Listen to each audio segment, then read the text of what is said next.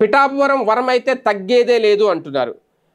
ఇండైరెక్ట్గా కౌంటర్లు ఇస్తే ఆయన కూడా ఇండైరెక్ట్ వారికి దిగుతున్నారు. నాగబాబు చేసిన వ్యాఖ్యలకు వర్మ ఒక రకంగా ఏ రకమైన స్ట్రాంగ్ కౌంటర్ ఇచ్చారనేది ఒకసారి విందాం.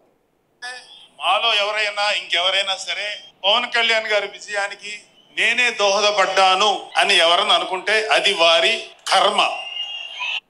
ఇది నాగబాబు గారు ఆవిర్భావ దినోత్సవ వేడుకల్లో మాట్లాడిన మాట.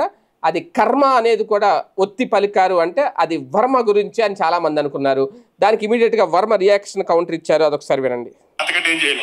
నేను చంద్రబాబు నాయుడు గారికి హోటల్లో సైనికులు లాంటి వ్యక్తిని. నేను స్థానికుడిని, పిఠాపురంలోనే పుట్టి పెరిగిన వాడిని, నిరంతరం ప్రజల్లో ఉండేవాడిని. నా హవా ఎవడో వచ్చి తగ్గించాలంటే తగ్గి హవా కాదు. నేను ప్రతిపక్షంలో ఉన్నా, రూలింగ్ లో ఉన్నా, ఎక్కడ ఉన్నా ప్రజల్లో ఉంటా, ప్రజల కష్టాల్లో ఉంటా అని చేత అటువంటి పట్టించుకోవాల్సిన అవసరం నాకు లేదు. గోదావరి ఎక్స్ప్రెస్ వైజాగ్ లో బయలుదేరుతుంది. ఎక్కువడు ఎక్కుతుంటాడు, దిగువాడు దిగుతుంటాడు. ఎక్కేటప్పుడేమో హౌసింగ్ పట్టాలు అమ్ముకున్న డబ్బులు ఉంటే ఆ భోగిలు ఎక్కించుకుంటాడు. మళ్ళీ ఇంకో చోట ఎక్కేటప్పుడేమో మట్టి మాఫియా డబ్బులు ఉంటే ఆ సంచులు భోగిలు వేసుకుంటారు. అతని గురించి మనం ఏం చెప్పుకున్నా ఎన్నో రకాల భోగిలు, కాంగ్రెస్ భోగి, బీజేపీ భోగి, తెలుగుదేశం భోగి, ఆ భోగి, ఈ భోగి. దాని గురించి అంత పట్టించుకోవాల్సిన అవసరం లేదు. అతని టెక్నాలజీ కూడా ఎవరికి అవసరం లేదు.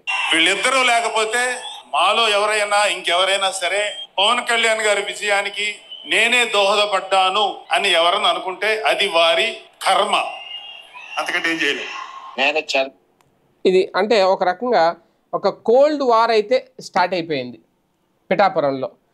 అంటే ఆయన నాగబాబు గారు ఒక చిచ్చు రేపారని చెప్పాలి ఒక రకంగా వర్మ పవన్ కళ్యాణ్ మధ్య. లేదంటే ఆల్రెడీ ఉన్న చిచ్చుకు ఆద్యం పోసారా? ఏది ఏమైనా వివాదం అయితే రగులుతోంది.